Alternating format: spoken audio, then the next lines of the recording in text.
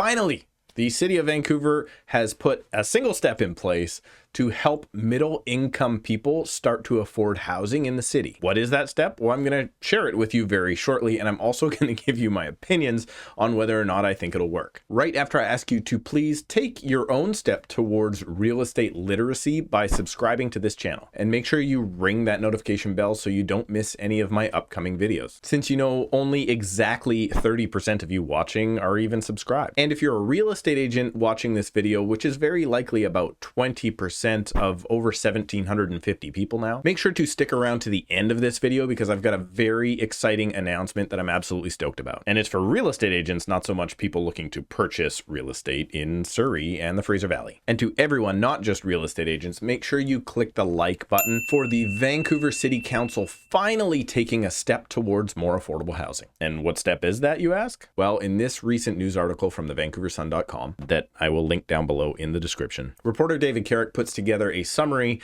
of a motion put together by Kennedy Stewart. That is the current mayor of the City of Vancouver. And here's the plan. The City of Vancouver has put forth a plan to let 2,000 single-family homes be converted into as many as 10,000 stratified units. What does that mean? Great question. Well, it means that if you fit a particular type of property with a particular type of zoning in the future, if that current home is a single family home, you will be able to tear down your own home and turn it into what is basically a small apartment building. And because they're allowing for stratification, each one of those up to 6 units that will be in that new apartment building will have its own title, meaning that now maybe up to 6 families could live on the same plot of land as previously there was only one or maybe a house with a basement suite. During this recent housing crunch that spans across the entire country, one of the talking points is that we don't have enough inventory for the buyers to buy. And inventory in this case means houses. So we don't have enough houses to curb the demand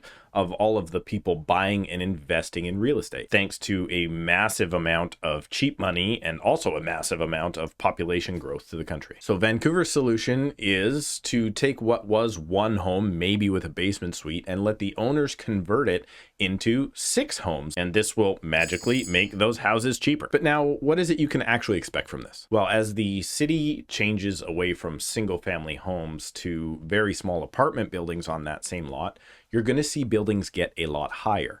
The city is also going to likely allow building to go in ground, or what we call below grade. And they may, although Vancouver is pretty good for this already, they may allow more site coverage, meaning buildings might be closer together, or they might allow them to build closer to the front of the lot or the back of the lot. Now, after hearing that, my first thought is, where's everybody going to park? That's not my concern in this video. In this video, I want to focus on affordability, and will this actually make houses more affordable? And the answer to that is, well, kinda. You see, the individual unit itself will for sure cost less.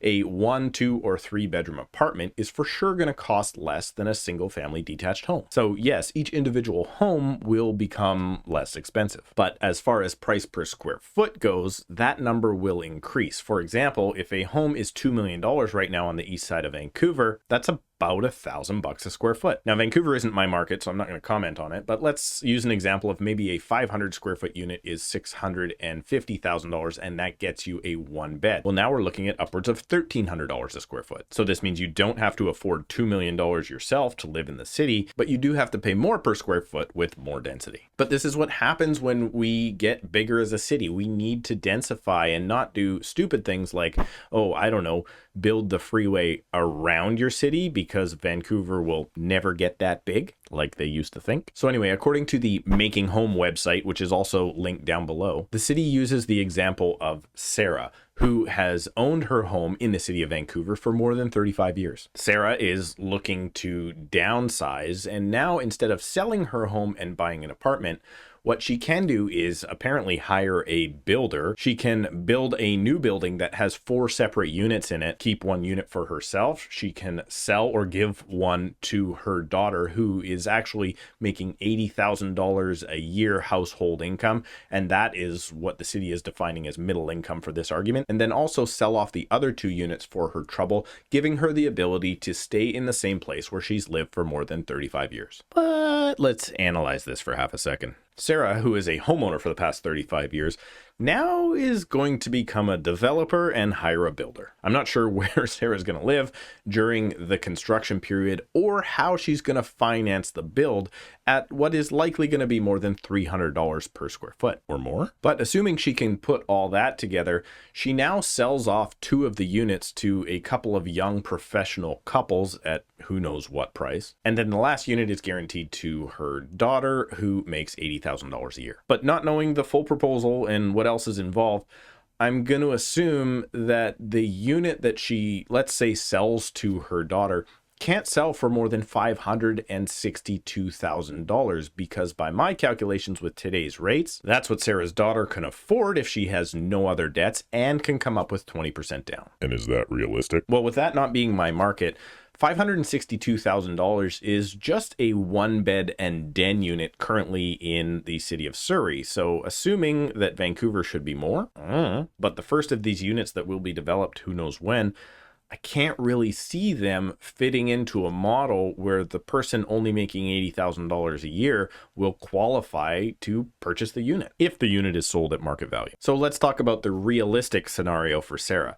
Sarah is still going to likely sell her home for the $2 million, except now she's going to sell it to a developer who can make a profit. She's likely now going to still downsize either into a condo or out of the city, and then she may help her daughter come up with the 20% down, which will also likely put her daughter in a condo in Surrey. And then the developer who bought Sarah's house will build as big and as many units as he possibly can and sell them at the highest profit possible. The only part I'm not sure about is, do they have to make one of those units qualify for that $80,000 income? I'm not quite sure. So it doesn't really make sense, but don't worry, the city has scenario number 2. Scenario number 2 is 4 friends get together and buy a property because they can pool their money and then redevelop that property and live all together in a 4-unit apartment building, much like an episode of 227. And I'm also going to apologize for how old that reference is. And this is obviously a much better solution because 4 struggling friends that can't afford to buy a home within the city can for sure buy 1 home in the city and then pay all of those redevelopment and construction costs. Right. Leading me back to think that this is going to be a great opportunity for developers and for buyers to get into units.